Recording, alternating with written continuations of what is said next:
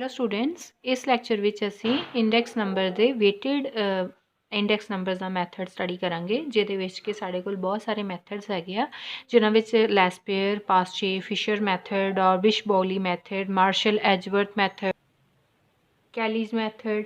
सो इत्थे जिहड़े मैथड्स दे विच असीं देख सकते हैं कि प्राइस एंड क्वांटिटी दे जिहड़े साडे कोल नज़र आ रहे आ। दैट मीनस कि जो असीं वेटेड इंडेक्स नंबर की गल करते हैं तो प्राइस एंड क्वांटिटी दोनों ही जिहड़े वेरीएबल साडे कोल यूज़ करने असीं। सो लैस्पेयर मैथड जिहड़ा आ सो क्वांटिटी एंड प्राइस दोनों यूज़ होंगे। सो इत्थे देख सकते हैं लैस्पेयर मैथड दे विच summation P1 Q0, P stands for quantity, Q stands for P price and Q quantity. 1 का मतलब न्यू ईयर का एंड जोड़ा 0 है मतलब बेस ईयर का। So P1 Q0, P0 Q0 into 100। Paasche's method summation P1 Q1 over summation P0 Q1 into 100।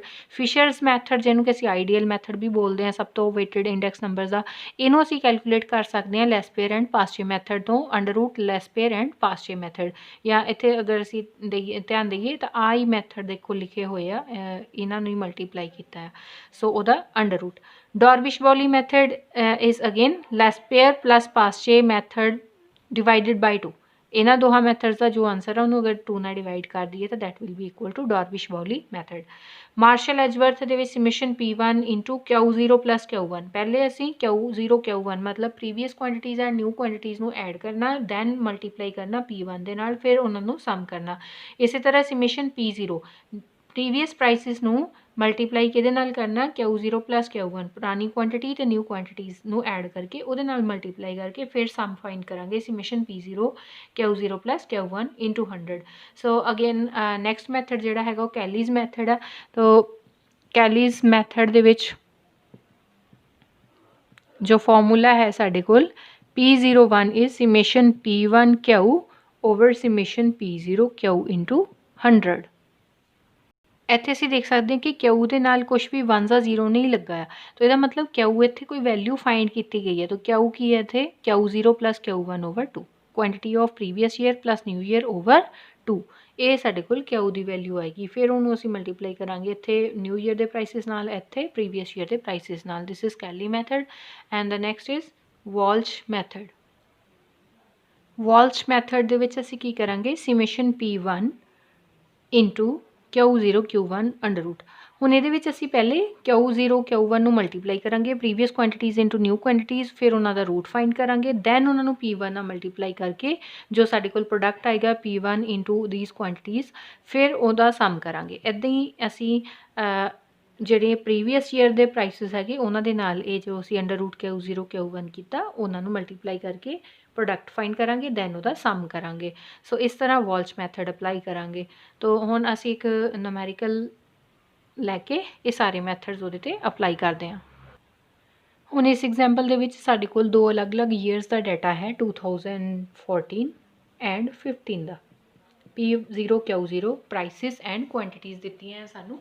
हुण इन्हां तो असीं ये सारे मैथड्स अप्लाई करने आ तो उहदे वास्ते सानू जो अलग अलग चाहीदे आ values P0 Q0, P0 Q1, P1 Q0, P1 Q1, Q0 Q1 under root, वो सारे कॉलम्स असीं इत्थे बना ले तो इन्हां वैल्यूज़ नूं असीं फाइंड कर लांगे। हुण P0 Q0 फाइंड करन दे लई की करांगे, P0 एंड Q0 वैल्यूज़ नूं मल्टीप्लाई कर लांगे। P0 एंड Q1 लई P0 Q1 नूं मल्टीप्लाई करना, P1 Q0 दे लई P1 Q0 इन्हां नूं मल्टीप्लाई करांगे।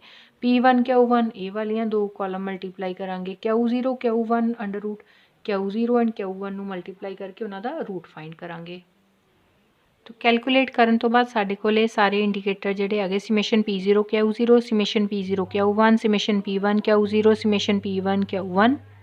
हुण लैस्पेयर मैथड इत्थे अप्लाई करांगे summation P1 Q0 over summation P0 Q0 into 100। तो इत्थे साडे कोल वैल्यूज़ की हैगियां आ 249 ओवर इस P0 sorry it's P1 Q0 249 over 209 into 100। ये साडे कोल आ गया 119.13 119.13। इस तरह दूजा मैथड असीं पास चे अप्लाई करांगे। उहदे विच फॉर्मूला की हुंदा साडे कोल summation P1 Q1 over summation P0 Q1 into 100. P1 Q1 हैगा 234 over P0 Q1 साडे कोल कितना आ 200. P0 Q1 is 200 into 100 answer आ जाए। तो ये साडे कोल आंसर आ गया 117। हुण असी next method baolis method apply करांगे। तो डायरैक्टली असी इत्थे अप्लाई कर रहे हैं लैस पेयर प्लस पास जे ओवर 2। तो लैस पेयर दे नाल मैथड दे नाल आंसर आया सी 119.13 एंड पास जे दे नाल आया सी 117। ਇਹਦਾ ਅਸੀਂ डिवाइडेड बाय 2 कर देना। ये साढ़े को आ गया 118.065। अगर नहीं तो असी सीधी तरह दूसरा फॉर्मूला भी अप्लाई कर सकते हैं कि summation P1 Q0 over summation P0 Q0 plus summation P1 Q1 over summation P0 Q1 over 2। तो वो भी अगेन वही चीज़ बन जाती कि लैस पेयर प्लस पास जे वाला मैथड ऐड करके उन्होंने 2 दे नाल डिवाइड कर दो। हुण अगेन अगे साढ़े कोल मैथड आ जाता फिशर्स मैथड। हुण फिशर्स मैथड चाहे तो असी ये वैल्यूज़ पुट कर लीए या फिर साढ़े कोल दूसरा मैथड की है ये 100 के उपर रूट नहीं है, रूट सिर्फ इन्नी ये उपर आ। सो जां असी ये लैस पेयर एंड पास जे वाले मैथड का भी रूट करके ये वैल्यू फाइंड कर सकते हैं।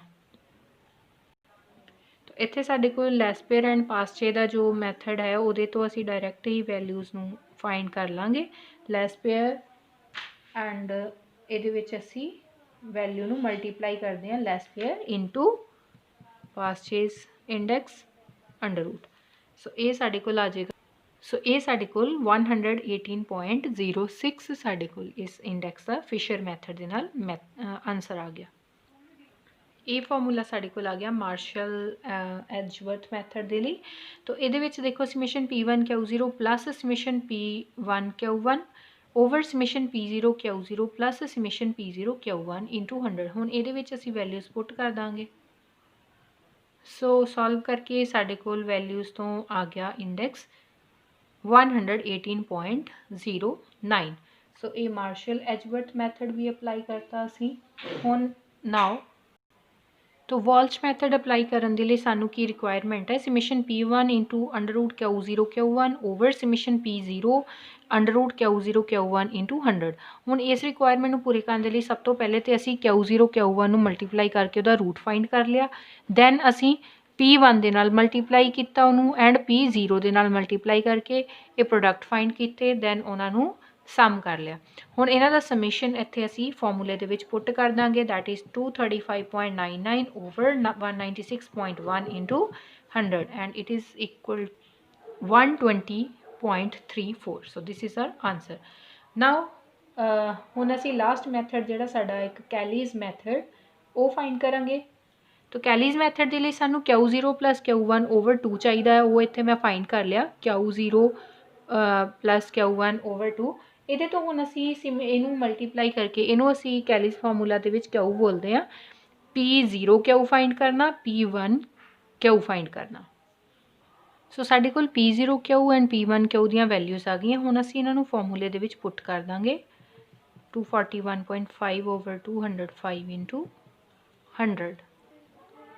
This is equal to 117.80। So this is our answer. So ये असी देख लिया सारे 7 के 7 मैथड्स नूं किस तरह अप्लाई करना।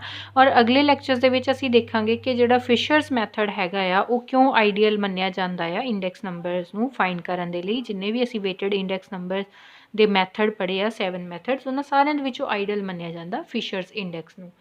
सो उन्हां बारे असी नैक्सट लैक्चर्स दे विच गल करांगे।